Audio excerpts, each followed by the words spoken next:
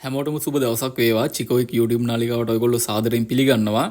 ඔයා ගම් කුකුලන් හදන කෙනෙක් නම් ඔයාට මේ වීඩියෝ එක ගොඩක්ම වැදගත් වෙයි. ඒක නිසා වීඩියෝ එක ඉවරනකම් බලන්න. ගම් කුකුල් පාලනයේදී දන්නේ නැති ගොඩක් දේවල් මම මේ වීඩියෝ එකෙන් ඔයාලට කියලා දෙනවා. අද අපි කතා කරන්නේ ගෙදරම පහසුවෙන් හොයාගන්න පුළුවන් කුකුලන්ගේ සෞඛ්‍යයට උපකාරී වන ස්වාභාවික ද්‍රව්‍ය පහක් ගැනයි. ඉතින් කුකුලන්ගේ සාමාන්‍ය සෞඛ්‍ය සහයට සහ පෝෂණයට උපකාරී විය හැකි ස්වාභාවික දේවල්. නමුත් බරපතල රෝගයක්, හදිසි මරණ හෝ රෝග ලක්ෂණ පැතිර යාමක් තියෙනවා නම් අනිවාර්යයෙන්ම පශු වෛද්‍යවරයෙකුගේ උපදෙස් ලබා ගැනීම අත්‍යවශ්‍යයි. එන්නත් සහ නිසි පාලන ක්‍රම වෙනුවට මම මේ කියලා දෙන දේවල් භාවිතා නොකළ යුතුයි. අපි දැන් එකින් එක බලමු. පළවෙනි එක තමයි සුදු ලූණු. සුදු ලූණු කියන්නේ දිගු කාලයක් තිස්සේ සාම්ප්‍රදායිකව භාවිතා කරන ආහාර ද්‍රව්‍යයක්. එහි ඇති සංයෝග කිහිපයක් නිසා කුකුලන්ගේ සාමාන්‍ය සෞඛ්‍යයට සහාය විය හැකි බව පිළිබඳ පරීක්ෂණක් තිබෙනවා. ඉතින් මේ සුදු ලූණු භාවිතා කරන ක්‍රමයක් විදිහට සුදු ලූණු බික් කිහිපයක් පොඩි කරලා ජලයට මිශ්‍ර කර කෙටි කාලයකදී ලබා දෙනවා. නමුත් අධික ප්‍රමාණයෙන් ලබා දීම නම් සුදුසු නැහැ. හැම වෙලාවෙම පිරිසුදු ජලය සතුන්ට ලබා දීමත් ගොඩක්ම වැදගත් වෙනවා. මේ සුදු ලූණු ලබා දීමෙන් කුකුලන්ට වැළඳිය හැකි ගොඩක් රෝග පාලනය වෙනවා. ඉතින් ඔයාලට වතුර සමග මිශ්‍ර කරලා දෙන්නත් පුළුවන්. ඒ වගේම කෑම සමග මිශ්‍ර කරලා දෙන්නත් පුළුවන්. අපි සතුන්ට සුදු ලූණු ලබා දෙන්නේ සතියකට දෙපාරක් වගේ. ඉතින් හැමදාම නම් සුදු ලූණු ලබා දෙන්න එපා ඔයාලගේ සතුන්ට. සතියකට දෙපාරක් හොඳටම ප්‍රමාණවත්. අපි මෙහෙම සුදු ලූණු සතුන්ට ලබා දුන්නාම සතුන්ගේ ප්‍රතිශක්තිකරණය ගොඩක් වැඩි වෙනවා. ප්‍රතිශක්තිකරණය වැඩි වෙනවා කියන්නේ සතුන්ට වැළඳෙන රෝග ගොඩක්ම අවමයි. ඒ වගේම තමයි කුකුල්ලුන්ගේ කැම රුචිය ගොඩක්ම වර්ධනය වෙනවා මේ සුදු ලූණු වලින්. ඔයත් ඔයාලගේ සතුන්ට සතියකට දෙපාරක් අනිවාර්යයෙන්ම සුදු ලූණු ලබා දෙන්න. ඉතින් ඔයාලගෙන් පුංචි ඉල්ලීමක් තියෙනවා කරන්න. ඔයා තාමත් මගේ channel එකට අලුත් කෙනෙක් නම් අනිවාර්යයෙන්ම subscribe කරලා එහා පැත්තේ notification bell එකත් ඔන්න එකේම තියාගන්න. එතකොට ඔයාට පුළුවන් මම දාන වීඩියෝ ඔයාගේ ළඟටම ගෙන්න ගන්න. ඒ වගේම තමා ගම් කුකුල් පාලනයේදී වැදගත් වන ගොඩක් තොරතුරු මගේ channel එකේ මම දාලා තියෙනවා. ඉතින් ඒවත් ගිහිල්ලා අනිවාර්යයෙන්ම බලන්න.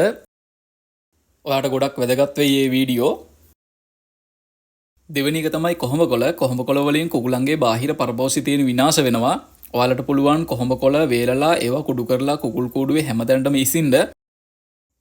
එතකොට කුකුලන්ගේ ඇඟේ ඉන්න කුඩා පරපෝෂිතයෝ විනාශ වෙලාම යනවා. මෙහෙම කරපුවාම සතුන්ගේ සෞඛ්‍යයටත් හොඳයි. ඉතින් කුකුල්ලු ලෙඩ කරන තවත් සතෙක් තමා මදුරුවා කියන්නේ. මදුරුව කාපුවාම සත්තු ලෙඩ වෙලා මැරලා යනවා. ඔයාට පුළුවන් කොහොඹකොළ වලින් කුකුල් කූඩුව ඇතුලේ දුමාල්ලන්න. එතකොට මදුරුවාගෙන් කුකුල්ලුන්ට වන හානිය ගොඩක්ම අවම කරගන්න පුළුවන්.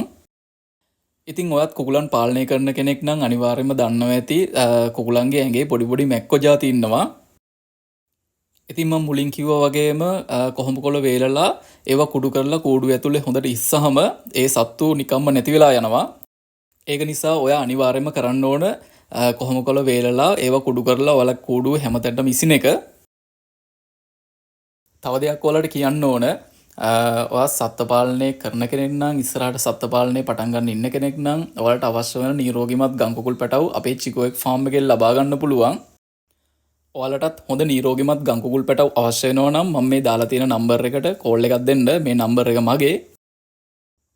අපි සතුන් ලබා දෙන්නේ ඒ සතුන්ට පොඩි කාලෙදීම දෙන්න ඕන විටමින් සහ බෙහෙත් වර්ග සියලුම දේ ලබා දීලා ඊට අමතරව අපි ඔයාලට සත්ත්ව පාලනය ඉස්සරහට කරගෙන යන්නේ කොහොමද කියලා දැනුවත් කිරීම අනිවාර්යයෙන්ම කරනවා.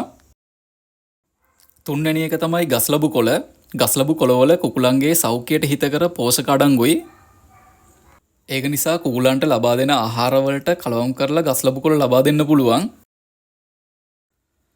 කුකුලන්ට කෑම සමග ලබා දෙනකොට ගස්ලබු කොළ හීනියට කපලා අනිත් කෑම සමග මිශ්‍ර කරන්න.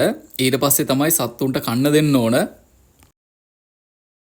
සම්පූර්ණ ආහාර වේලක් විදියට ගස්ලබු කොළ එකතු කරන්න එපා. මේ ගස්ලබු කොළ හොඳට කොටලා ඒකෙන් එන යුස වතුරත් එක්ක කලවම් කරලා දුන්නාම සත්තුන්ට වැළඳෙන රෝග ගොඩක්ම අවම වෙනවා.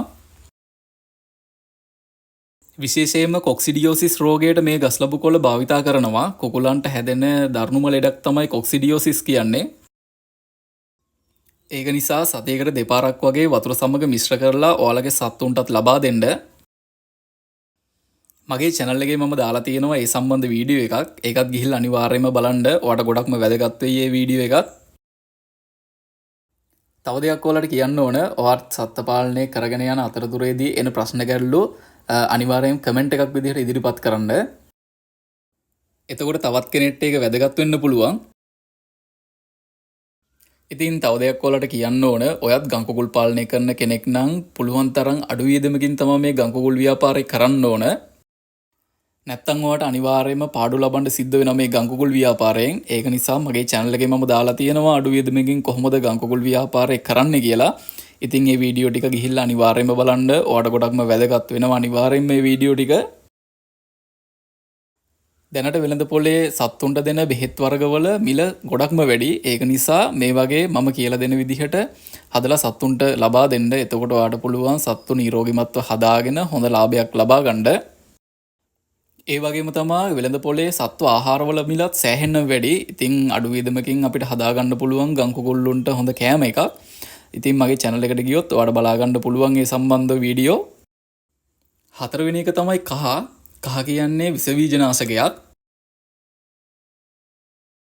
ඔයා සත්තුන්ට කෑම හදනකොට කහ පොඩ්ඩක් මිශ්‍ර කරලා කෑම එක හදන්න. ඊට අමතරව ඔයාට පුළුවන් සතුන්ගේ වතුර භාජන වලට කහ ස්වල්පයක් එකතු කරලා ලබා දෙන්න. සතුන්ට වැළඳෙන රෝග ගොඩක්ම අවම වෙනවා මේ කහ ලබා දුන්නාම. අනිවාර්යයෙන්ම ඔයාලා මම මේ කියන දේ මතක තියාගන්න. ස්වාභාවික ද්‍රව්‍ය පමණක් භාවිතා කරා කියලා රෝග සුව වෙනවා කියලා හිතන්න එපා.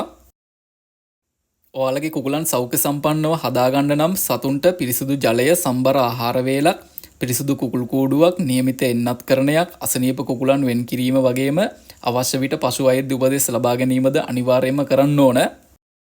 මේ දේවල් තමයි ගොඩක්ම වැදගත් වෙන්නේ.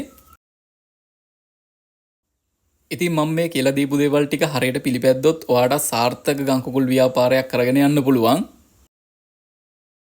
ඉතින් මේ වීඩියෝ එක හොඳයි නම් අනිවාර්යයෙන්ම ලයික් එකක් දාන්න. ඔයා තාමත් channel එක subscribe කරලා නැත්නම් අනිවාර්යයෙන්ම subscribe කරලා එහා පැත්තේ notification bell එකත් on එකේම තියාගන්න.